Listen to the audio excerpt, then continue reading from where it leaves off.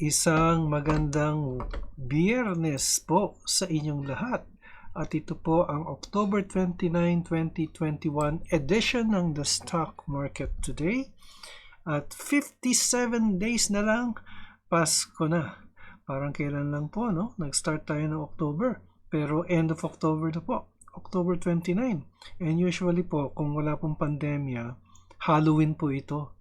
Trick or treat ng mga bata at may mga special events ang ibang mga places, mga entertainment places. Okay, ito po ang inyong lingkod, Benji Chidoro. Ako po ay isang retired bank officer na nagsimula mag-invest sa Philippine stock market noong 2007 and I do this report daily, which I started August of last year. I also report the latest news on your favorite and most active stocks. If you like the content, I invite you to subscribe to my channel. If you have stocks in mind that you want reviewed, please comment on the comment box and I will prioritize. Ang ating financial news ay tungkol sa Metro Pacific. Kasama po ang ating financial headlines at ang resulta ng trading sa ating PSE ngayong araw, ika-29 ng Oktubre. Halloween! Dito po lamang sa The Stock Market Today. Don't go away.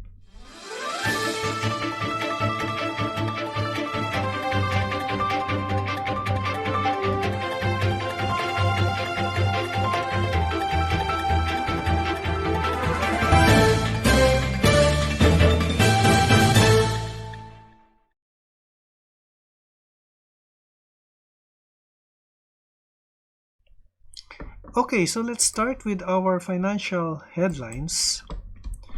At yung financial headlines po ay courtesy of BDO Securities. Yung macro news po natin ay hot money continues to exit the Philippines. After that, NEDA says further lowering alert level in NCR will boost the economy. And then ito po yung ating headline. MPTC sees 32% increase in traffic volume in 2022. So, meron po tayong titignan po natin ang Metro Pacific mamaya. MGen to spend 6 billion on solar projects. MGen is Meralco Power Gen Corp. It's one of the subsidiaries, I think, of MER, di ba? So, tignan din natin si MER mamaya. Then, Globe adds 1,080 cell sites in 9 months. Wow, big accomplishment yan, no? So, let's now go to MPTC, the MPTC news. Ito yung Metro Pacific Tollways. Sees 32% increase in traffic volume next year. The Metro Pacific Tollways Corp on Thursday said it expects a 32% increase in average daily traffic volume on its expressways in 2022. We expect an additional 32% of vehicles on our roads by next year.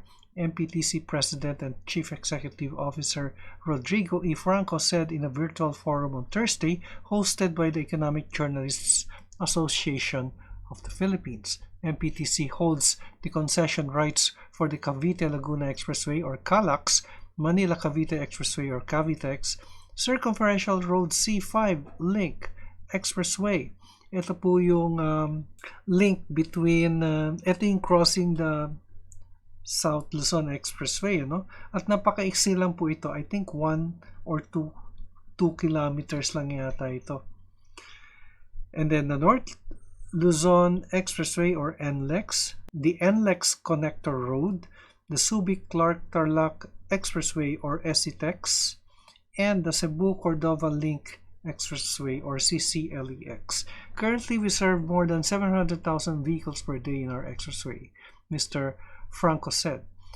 The company aims to build an urban ring road to help manage economic losses from city traffic by providing unimpeded traffic flow for goods and people. Mr. Franco also said that for 2022, the company expects to open the CCLX project to motorists in the first quarter, complete the NLEX connector phase 1 in the second quarter, the CALAX Cavite segment and the NLEX segment 8.2 section 1A in the third quarter, and the NLEX connector phase 2 and the Cavitex C5 link projects in the last quarter.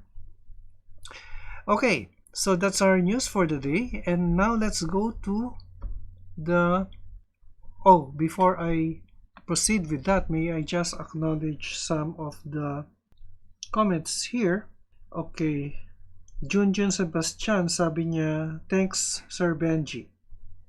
And then, okay po ba banks ngayon mag-entry? Okay, anong banks ito, Junjun? You mean all the banks na listed, ano?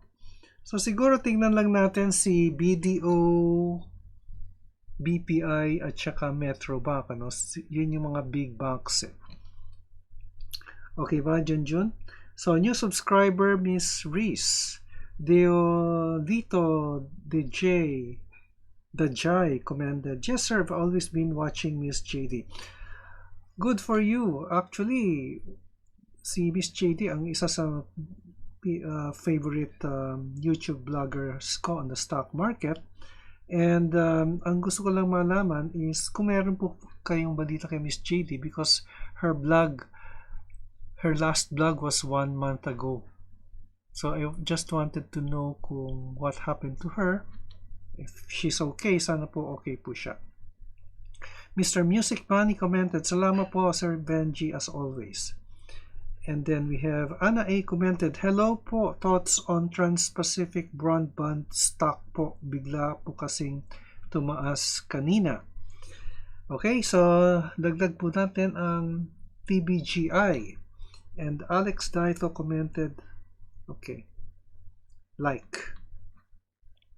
And now let's go to the happenings in the Philippine Stock Exchange and the Philippine Stock Exchange Index. Okay, so let's put up our indicators. The PSEI lost 103.03 points or 1.44% down.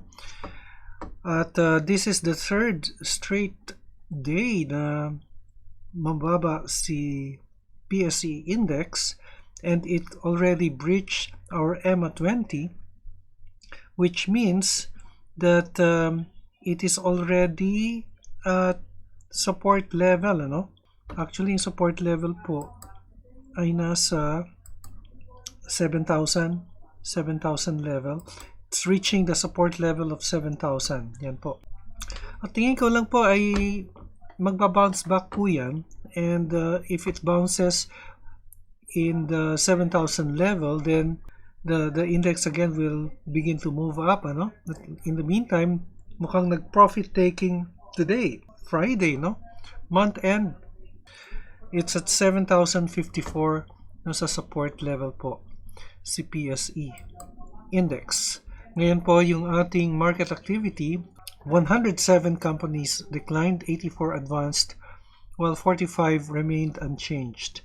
The all-share index also ended in the red at 0.77%, flat po, almost flat, 34.06 points lang po. Yung ating sectoral indices are all down, and this was led by the services at 1.94%. Ngayon yung market status naman, so we will be reviewing your request. So si BDO, BPI, MBT, yan po yung request niya. Sabi niya, bangko eh. Pero wala naman po siyang sinabing bank. Yan po ang request ni June Sebastian, no? So, tignan din natin si TBGI, which was the request of Anna A, Trans-Pacific Broadband stock. And then, titignan din natin si Metro Pacific, MER at SCC. Okay, let's start our technical analysis. Unahin na po natin si BDO.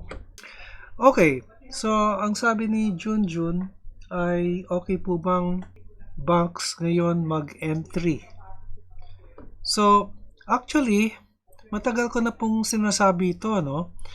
Kahit nung ang BDO, ang banks, ay nandito po sa 100 level, ay maganda na pong bumili ng banks, ano? Ng stock na banks. Kasi po, nagsimula po yan sa less than 100 eh. Ayan, no, nasa 99, 90, 80, and naging 110, and now nasa 124, no? nag-surge po siya dito noong October 11. And then, tignan po din natin si BPI. Actually, tignan po muna natin yung structure ni BDO, no? So, nagko-consolidate lang po siya. After surging up noong October 11, nagkaroon po siya ng breakout for 2 days, but mukhang nagta-taper off and it is now below the MA20, ending at 124. Kung BPI naman po ang titignan natin, nagkaroon siya ng doji, no? So, bumaba siya. It went as high 87 as 87 and low as 84. So, malaki po yung range. It ended finally flat, ano, at 86.95. So, mukhang nag-profit taking pero na-sustain po yung presyo niya last Friday kasi po 0-0 po dito, meaning BPI ended its price the same as yesterday's price. Okay? And then, tingnan natin si MBT. MBT naman, naku, bearish si MBT, no? But overall, mukhang nagko-consolidate lang po kasi nagkaroon po siya ng breakout dito. Mukhang, what do you call this? A flag formation, if I'm not mistaken, no? So, nag-breakout po siya sa October 11. Halos sabay-sabay po nag-breakout ang bangko no October 11. BPI, October 11 din nag-breakout to eh. Yan, no? October 11 nag-breakout, and then BDO also. Nag-breakout siya no BDO, October 11 din nag-breakout. So, halos sabay-sabay sila nag-breakout. But now, in general, it is consolidating. Pero tingnan po natin yung financials. Yan, in general po, it is consolidating here at this level.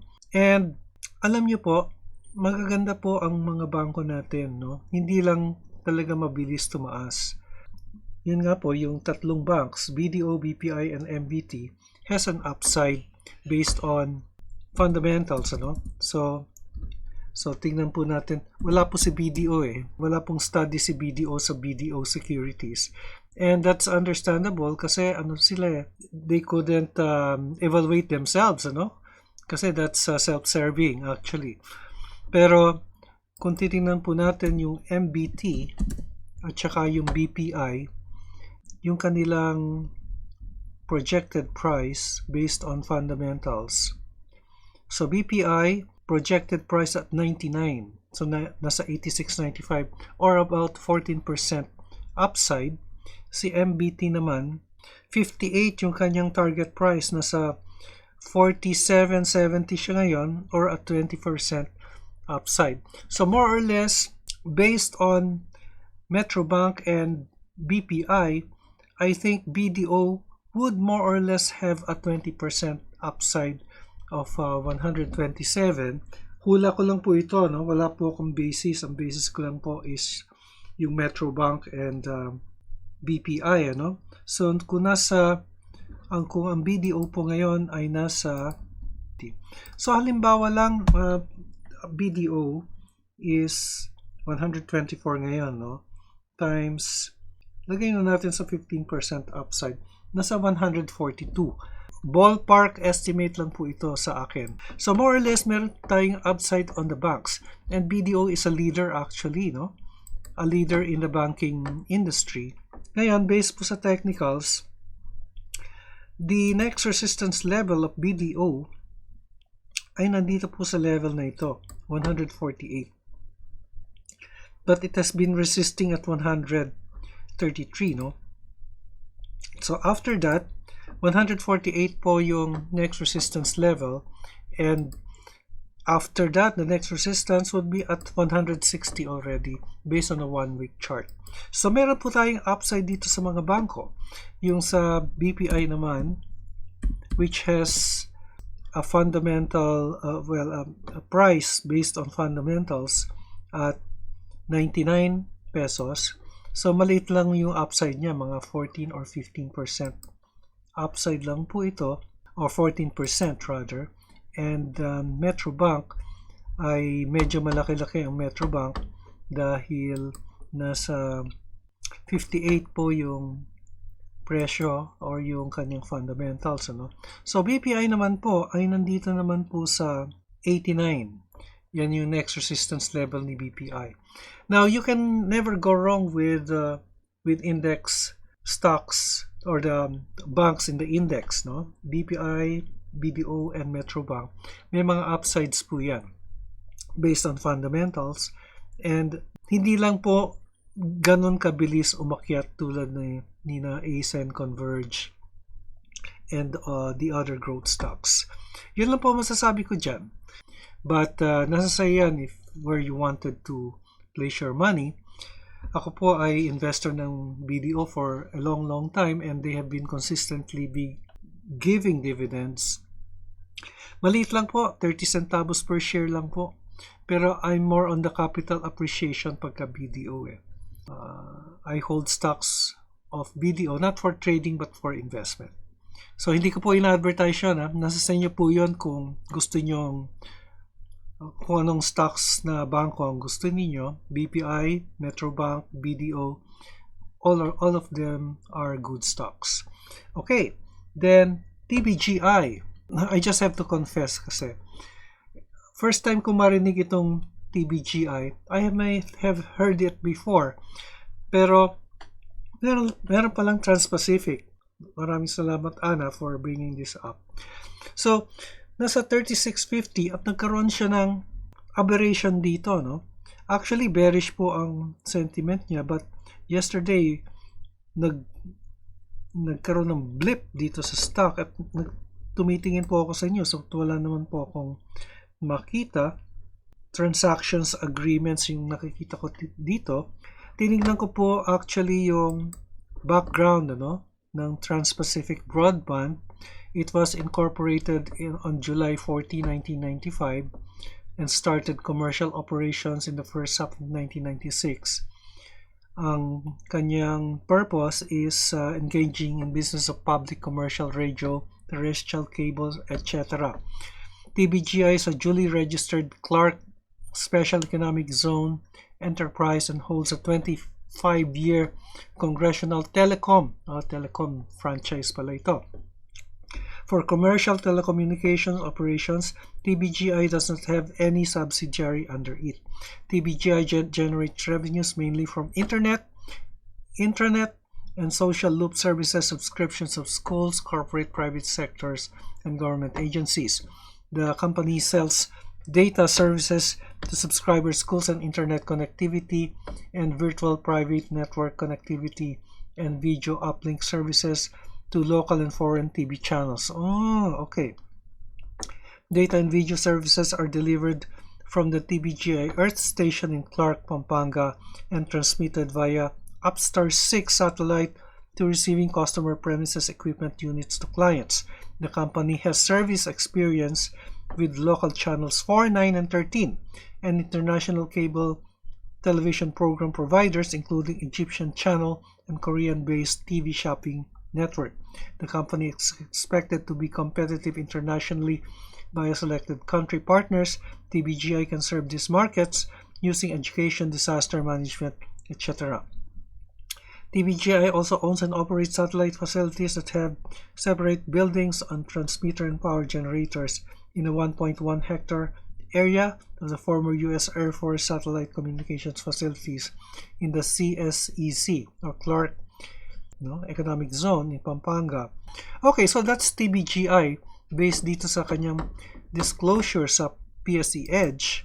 Ay, sorry. Hindi ko na transform, no? But sige, balik po tayo dito sa TBGI.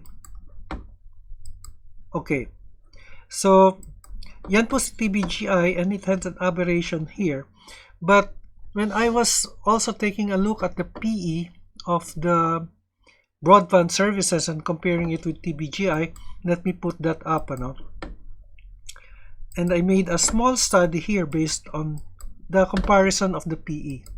So here, makikita po natin, ang data po ni TBGI is December 2020 pa, no? Wala po akong updated, hindi ko po makita dito sa kanyang news items dito, but the PE is 33.50. or 33 times PE siya. Meaning yung price niya at 34 centavos as of December 2020 and the earnings per share of 1 centavo. But if you compare it with growth stocks like Converge, based on the second quarter 2021, ito yung June, yung price per share niya is 22.70 at EPS is 43 centavos. That makes the PE 52.79, which is higher than TBGI, but hindi po updated tong TBGI. December pa ito 2020. Ngayon, yung TEL naman, if you'll compare it to TEL and GLOW, mas mababa po yung kanyang PE. 21.67 for TEL and GLOW is 15.80. Mababa yung PEs nila, PE is price over earnings ratio. You divide the price per share over the earnings per share. You get the PE. Ngayon po, in general po, the lower the PE, the better the company. But that is general. There are other factors to consider.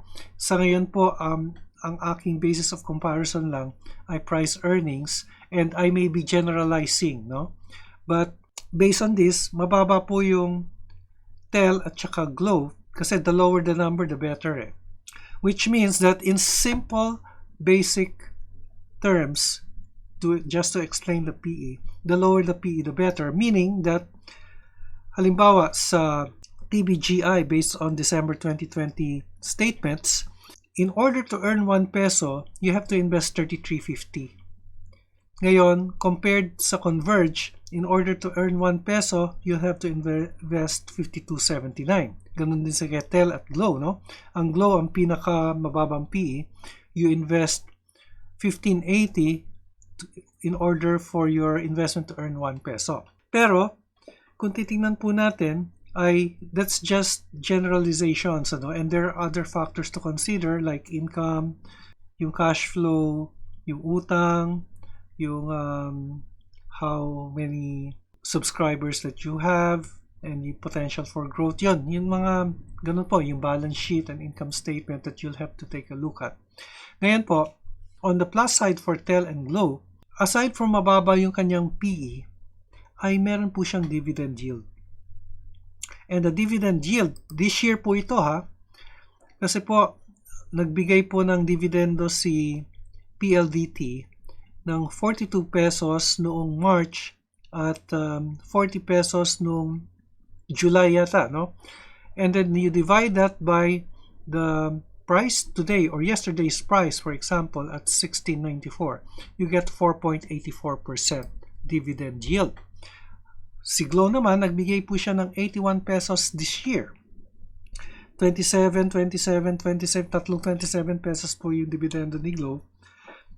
Divided by the closing price of 30.50 yesterday, you get 2.66. So, while GLOW has a lower PE than TEL has a better dividend yield. Tinignan ko po si Converge at saka si TBGI, wala po silang dividend, because they are just they're still growing their business. Okay? Dito po, wala po dyan. Nagtataka po, bakit po wala dito? Actually, hindi ko na po sinamahan dito dahil wala po siyang revenues for 2020 and 2021. Yung June disclosure niya sa PSE for the FS, 0 po yung revenues niya. Kaya hindi ko po sinama muna. Ito muna yung merong revenues kasi you cannot get the PE without the price per share and the EPS. EPS, kailangan niyo po ng revenue niyan, earnings per share. Kailangan may earnings po para magkaroon ng earnings per share. Okay po? So that is my comparison with TBGI, which is at 33.50, but this data will have to be updated, and compared to Converge, actually po, yung 52.79, hindi naman po ibig sabihin na hindi na maganda si Converge. Actually, ang sinasabi po ng financial analyst, maaring mataas yung PE niya, but the PE, a high PE is an indication of a high growth stock, actually. Although wala siyang dividend yield. That's the thing going for Converge, is a high growth stock, mas mataas yung appreciation niya kesa dito sa Tel and Glow. But what's going for Tel and Glow, although matagal na siyang nag-ooperate, meron naman siyang magandang dividend yield. Di po ba? Nagbibigay naman po ng dividendo. So that's just my simple comparison for TBGI. So let's go back to, sorry po, napatagal po yung aking discussion dito. But basically, TBGI po is bearish, no? Ending at 36.50. So nagkaroon lang po ng aberration dito. Hindi ko po alam kung anong naging problem nito. Let me check kung meron siyang news item that had that aberration. Tingnan natin. Okay, in compliance, whereas the corporation has secured renewal of the congressional franchise for another 25 years, with amendments to connect unlimited number of satellite transmissions within the Philippines Trans-Pacific Broadband, a publicly listed Philippine telecommunication, is paving way for the next generation low Earth orbit satellite internet technology in the country. Okay, I don't know if Converge and PLDT has this, but they plan to transmit internet through the low Earth orbit satellite. Okay. So yan po, and one of the things that they plan is they're looking forward to connect via Starlink. Starlinks po yung one of the low orbit satellites, The operators, including American aerospace company Starlink, a division of SpaceX, for the rollout of LEOSat, or low Earth orbit satellite broadband technology in the Philippines by 2022.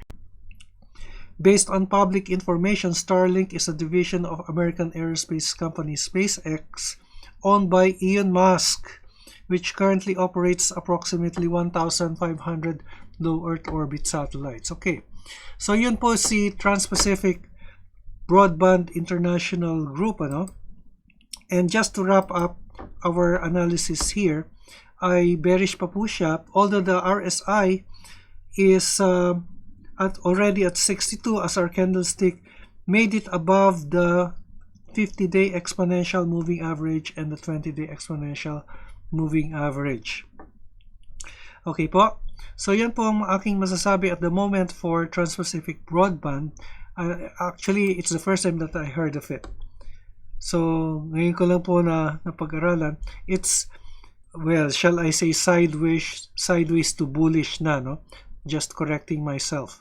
Sideways to bullish rather than bearish. Dahil yung RSI po is showing 62 points, Showing 62 points, which means that it is bullish. Okay po. So after TBGI, tingnan naman natin si MPI. Napahaba ako, pasensya na po kayo Napahaba yung aking discussion. Okay, dito po tayo sa MPI. Okay, naku, patuloy na bumabagsak si MPI. And alam nyo po, MPI is a very good company and sinasabi ko uli sa inyo, it's time to buy. Mag-accumulate na po kayo ng MPI. Ang kanyang support ay nandito po sa level na ito. Yan, nasa 364. Previously, the support level was here, Pero na-breach na po niya yung support level. Nasa 391 previously yung kanyang support level na patuloy na nabi-breach, So, tingnan niyo lang po, Dahil napakagandang company po ni MPI and it's time to buy, market sentiment lang is driving the stock downwards, Kasi ang tunay na presyo po niyan is 6 pesos and 60 centavos So kung babasahin po natin yung commentary niya dito on MPTC, the projects slated for completion next year have already been imputed in our forecast and valuations. We have a buy rating on MPI with a target price of 660 on expectations of strong earnings rebound with volume recovery across core subsidiaries amid gradual lifting of mobility restrictions in the country. We also think the stock continues to trade at compelling valuation, 60% discount on the net asset value. So in other words, napaka-cheap po ng MPI and my recommendation is that you accumulate. Mag-aantay lang po kayo but it's a good stock. Okay po? Then MER, Briefly, let's go to MER. Okay, bagsak din si MER, no? But MER has the highest dividend, is one of the highest dividend paying stocks, no? So nasa support level na po siya at EMA 100 at 187, no? And if this continues to move down, then again, sa akin po, accumulate po tayo ng MER, no? The next support level is 282. But nasa support level na po siya at EMA 100, and it's a good stock. Nag-dividend pay siya ng 505.70, no? 5 pesos, that would be 12.88. Then you divide it by 287, you get a dividend yield of 4.48%. So kung check mo natin ang PLDT, ang TEL is 4.84. So halos kapareho na ni TEL, ano? And actually, yung pagka we talk about dividend yield in the stock exchange or in stocks, ang tax lang po niyan is 10%. So neto-neto po, 4.48 or 4.49, you remove the 10% tax, that's 4.04, which is not bad, ha?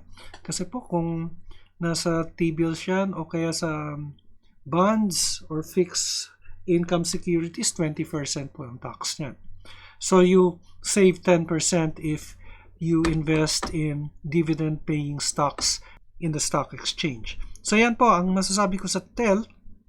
And another good stock to buy under ng Metro Pacific po yan. Market sentiment lang is driving it down. Another good stock is Semirara, SCC. Yan, no? 26 pesos. Actually, tumaas na po ito eh. From a low of dito, tingnan natin dito sa May 2021, closing price dito is 12.62. Nasa 26 na. Almost more than double na to, no? So ngayon po, nagko-consolidate lang po, and it's just touching the EMA 20, which is now our support level. Yun po. But if you'll take a look kung ano yung potential ng stock, napakalaki mo ng potential ng stock nito. And it reached a high of, at one time, it reached a high of 50 pesos. No, nasa 26 na po siya. Okay po, yan po ang ating report sa stock market October 29, 2021. If you're traveling, stay safe.